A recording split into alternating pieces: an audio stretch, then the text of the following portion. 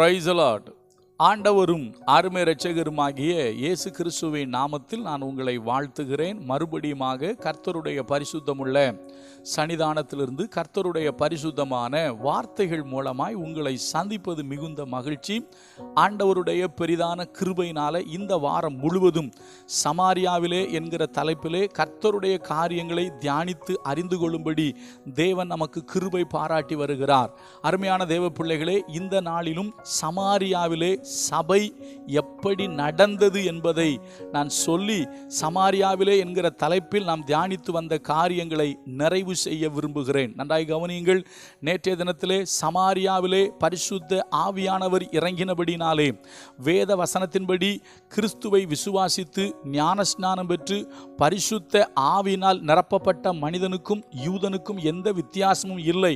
ஆனபடினாலே சமாரியாவில் பரிசுத்த ஆவியானவர் இறங்கினபடினாலே சமாரியர்கள் இயேசு கிறிஸ்துவை விசுவாசித்து பிதா குமாரன் பரிசுத்தாவி நாமத்தில் மூழ்கி ஞானஸ்நானம் பெற்று பரிசுத்தாவியை பெற்றபடினாலே அவர்கள் இனி இழிவானவர்கள் அல்ல. அவர்களுக்கும் யூதர்களுக்கும் எந்த ஒரு வித்தியாசமும் இல்லை என்பதை நேற்றைய தினத்தில் பார்த்தோம். அது நமக்கும் பொருந்தும் என்பதையும் நம்ம பார்த்தோம்.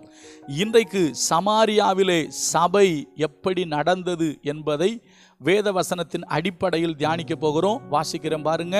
அப்போஸ்தலர் நடபடிகள் 9வது அதிகாரம் 31வது வசனம். அப்பொழுது யூதேயா, கலிலேயா, சமாரியா நாடுகளில் எங்கும் 3 பிரதேசங்களை சொல்லுகிறார். ஒன்று யூதேயா, இன்னொன்று கலிலேயா, அடுத்தது சமாரியா. சரியா? நாடுகளில் எங்கும் சபைகள் சமாதானம் பெற்று, ஒன்றொன்றாய் கவனித்துக் கொள்ளுங்கள். முதலாவது சமாதானம் பெற்று, இரண்டாவது பக்தி விருத்தி அடைந்து, மூன்றாவது கர்த்தருக்கு பயப்படுகிற பயத்தோடும், நான்காவது பரிசுத்த ஆவியின் ஆறுதலோடும் நடந்து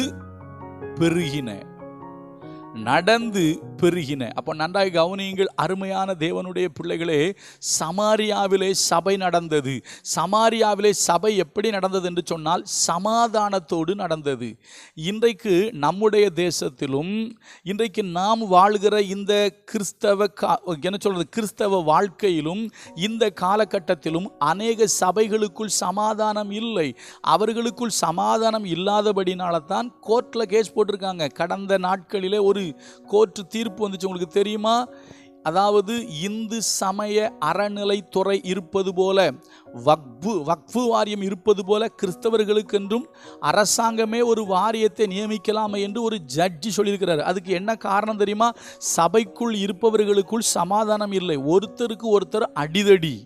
நன்றாய் கவனிங்கள். சமாரியாவிலே சபை சமாதானமாக இருந்துச்சான்.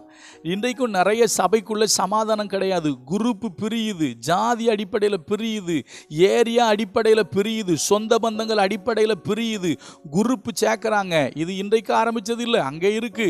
சிலர் சொல்லுவாங்க இல்லையா, நான் பவுலை சார்ந்தவன் என்றும் நான் அப்போல்லோவை சார்ந்தவன் என்றும் சிலர் சொல்றதுனால ஒரு விஷயம் தெரியுமா? அப்போல்லோ அந்த ஊருக்கே வரமானேன்ட்டாரு. அதெல்லாம் சொன்னால் நேரம் ஆயிரும். அவர் கொரிந்து சபைக்கு வரல. பவுல் சொல்வார் தெரியுமா, நான் அவனை வேண்டிக் கொண்டேன், அவனுக்கு இப்பொழுது வர்றதுக்கு மனசு இல்லை. ஏன் மனசு இல்லைன்னா இப்படி குரூப்பீசம் இருக்குதுன்னு சொல்லி அவர் வரலையாம். சரியா? நேராயிரம் எல்லாத்தையும் சொல்றதுக்கு. கவனிங்க. சபை என்றால் அங்கு சமாதானம் இருக்க வேண்டும். இரண்டாவது, சபை என்று சொன்னால் பக்தி விருத்தி இருக்கணும். சமாரியாவில் நடந்த சபையில் சமாதானம் இருந்தது, பக்தி விருத்தி இருந்தது, கர்த்தருக்கு பயப்படுற பயம் இருந்துச்சு. இப்போ உங்கள் சபையில் அது இருக்கா பாருங்க. உங்கள் சபையில் நீங்கள் அப்படி இருக்கீங்களா? சமாதானமாக இருக்கீங்களா? உங்கள் திருச்சபைக்கு வர்ற எல்லா விசுவாசிக்கிட்டையும் நீங்கள் அன்போடு ஐக்கியத்தோடு இருக்கீங்களா? அதே போல் நீங்கள் பக்தி விருத்தி அடைகிறீங்களா? உங்கள் பக்தி விருத்தி அடையுதா இல்லை பக்தி கீழே போயிட்டு இருக்கா? நீங்கள் பக்தி விருத்தி அடைஞ்சி பரிசுத்தமாகிறவன் இன்னும் பரிசுத்தமாகட்டும் என்று கர்த்தர் சொன்னார். நீங்க பரிசுத்தத்தின் மேல் பரிசுத்தமாகிறீங்களா?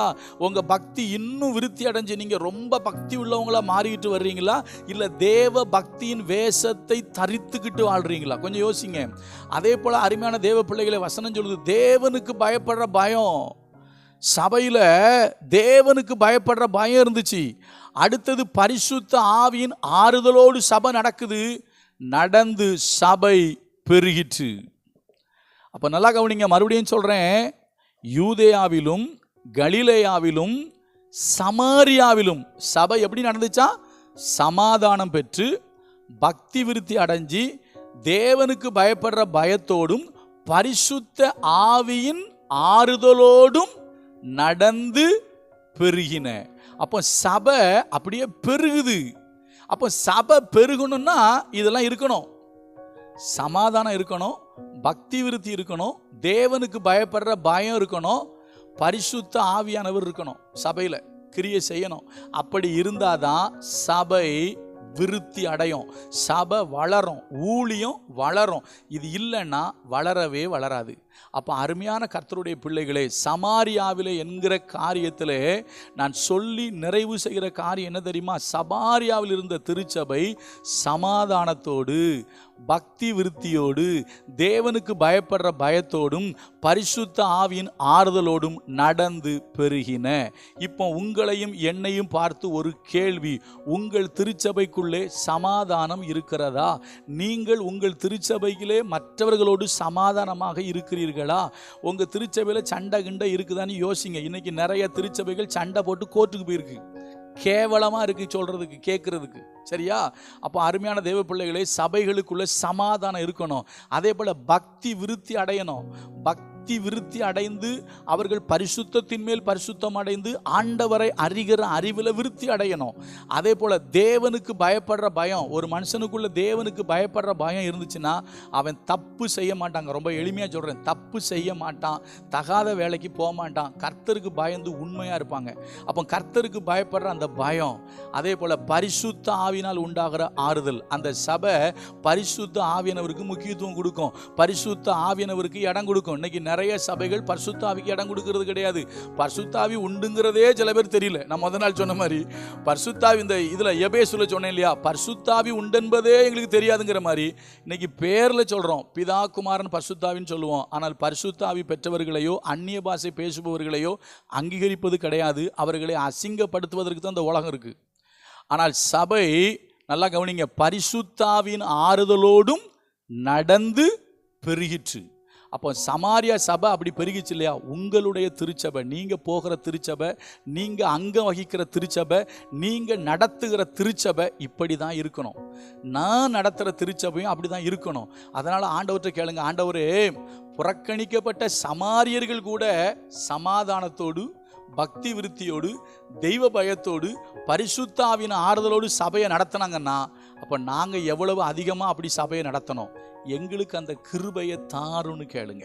உங்கள் சபையில் சமாதானம் இருக்கணும், பக்தி விருத்தி இருக்கணும், தேவனுக்கு பயப்படுற பயம் இருக்கணும், பரிசுத்த ஆவியினுடைய ஆறுதல், அவருடைய நடத்தல் இருக்கணும். அப்படி இருந்தால் உங்கள் திருச்சபை, உங்கள் ஊழியம் வளரும், உங்கள் ஆவிக்குரிய வாழ்க்கையும் வளரும்.